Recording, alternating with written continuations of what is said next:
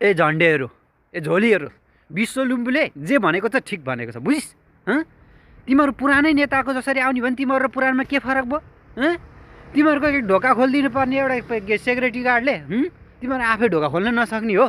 झोलीहरू, तिमीहरू एउटा झोला बोक्न नसक्ने हो तिमीहरू? तिमीहरू र पुरानोमा के फरक भयो भन् त? तिमीहरूको विरोध गर्न नपाउनु हो भने तिमीहरू र पुरानोमा के फरक भयो? तिमीहरू केबाट आएको थाहा? तिमीहरू जेन्जी आन्दोलन नभए तिमीहरू यो अहिले छिरेका जति पनि राष्ट्रसभाका संसदहरू कोही लायकका छन् त्यहाँ संसद भवनमा छिर्न लायकका तिमीहरू छौ? जेन्जी आन्दोलन नभएर ती 77 जनाले चाहिँ ज्यान नगुमाएको भए तिमीहरू फुर्ती गर्छौ?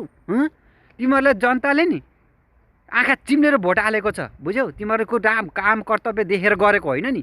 तिमीहरूलाई आँखा चिम्लेर पुरानोले केही गरेर तिमीहरूले केही गर्छौ कि भनेर तिमीहरूलाई आँखा चिम्लेर मान्छे नचिन्ने तिमीहरूलाई भोट हालेर पठाएको हो के? तिमीहरू धेरै खोक्छस्, बढी भोग्छस्। त्यो विश्व लिम्बूलाई किन यसरी पेलिरहेछस् तिमीहरूले?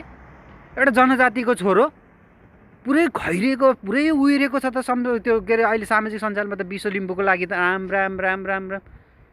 तिमीहरू 5 स्टार लेभलको होटलमा गएर तिमीलाई चाहिँ त्यत्रो एउटा के अरे संसद अभिमुखीकरण तालिम गर्नको लागि त्यत्रो हाइफाई गर्नुपर्ने, एउटा सेक्युरिटी गार्डले तिमीहरूको ढोका खोलिदिनु पर्ने, अनि संसद भवन छिरेको छैन तिमीहरू सरकारी गाडी चलाउनु पर्ने, अनि एउटा आम्दानीको लागि चाहिँ जिरो भएको मान्छेले आम्दानी जिरो भएको मान्छेले चाहिँ एउटा अहिले नै 50-60 लाखको गाडी चढेको देखाइरहेको छ त तिमीहरूले? त्यत्रो तिमीहरूको आँखा फुटेछ झोलेहरू, झन्डीहरू? तिमीहरूको विरोध गर्न नहुने भन् त? त्यो एउटा विश्व लिम्बूलाई त यार कति खेदेको तिमीहरूभन्दा विश्व लिम्बू नि धेरै योग्य मान्छे हो। बच्चैदेखि एकदम सङ्घर्ष गरेर आएको मान्छे हो। सानै उमेरदेखि समाचार पढेर अहिले एउटा प्रोडकास्ट चलाएर उसले चाहिँ आफ्नो जीविकोपार्जन गरिरहेको छ। तिमीहरूले त्यो विश्व लिम्बूलाई चाहिँ जे पाए त्यो भन्न पाइँदैन, बुझिस्? झोलेहरू, बढी नबोल झोलेहरू, आइज बोल मसँग, सक्छस् झोलेहरू? त्यत्तिकै एउटा सोझो सिधा मान्छेलाई चाहिँ बेला झोलेहरू।